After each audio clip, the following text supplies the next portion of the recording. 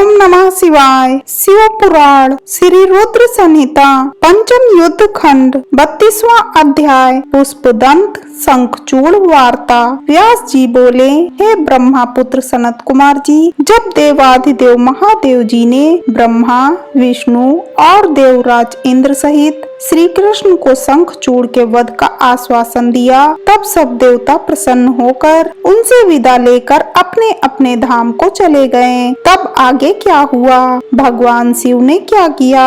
व्यास जी का प्रश्न सुनकर सनत कुमार जी बोले, हे महामुने, भगवान शिव के आश्वासन देने पर कि वे असुरराज शंखचूड़ का वध करेंगे, सभी देवता अपने अपने स्थान को चले गए। तब भगवान शिव ने विचार किया कि क्या किया जाना चाहिए। तत्पश्चात उन्होंने गंधर्व राज चित्ररथ पुष्पदंत को स्मरण किया।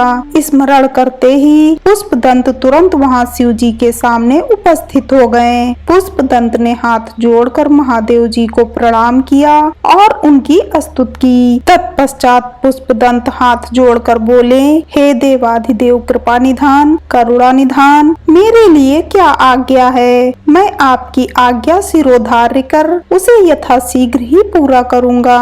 यह सुनकर भगवान शिव ने पुष्पदंत को अपना दूत बनाकर शंखचूड़ के पास भेजा।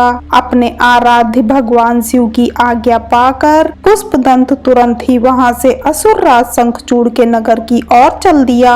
पुष्पदंत शंखचूड़ के नगर पहुंचकर उनसे मिला और बोला, हे असुरराज, मैं त्रिलोकीनाथ भगवान शिव का दूत बनकर उनका संदेश लेकर आपके पास आया हूँ। उन्होंने कहा है कि आप यथाशीघ्र देवताओं को उनका राज्य वापस सौंप दें, अन्यथा भगवान शिव के साथ युद्ध करें। युद्ध में उनके हाथों आपका वध निश्चित है। मैंने भगवान शिव के सभी वचन आपसे कह दिए हैं। आप जो संदेश उन्हें देना चाहें मुझे बता दें, मैं आपका संदेश भगवान शिव तक पहुंचा दूंगा। पुष्पदंत नामक दूत की बातें सुनकर असुरराज शंखचूड़ बोला, हे मूर्ख दूत, क्या तुम मुझे बेवकूफ समझते हो? जाकर अपने स्वामी से कह दो कि मैं देवताओं को उनका राज्य वापस नहीं दूंगा।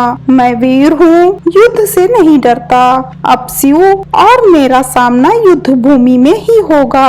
असुरराज शंखचूड़ के ऐसे वचन सुनकर पुष्पदंत मन ही मन क्रोध की सारी सीमाएं पार कर गया, परंतु अपने स्वामी की आज्ञा के बिना वह कुछ नहीं करना चाहता था। इसीलिए चुपचाप वापस शिव जी के पास लौट गया। हर हर महादेव।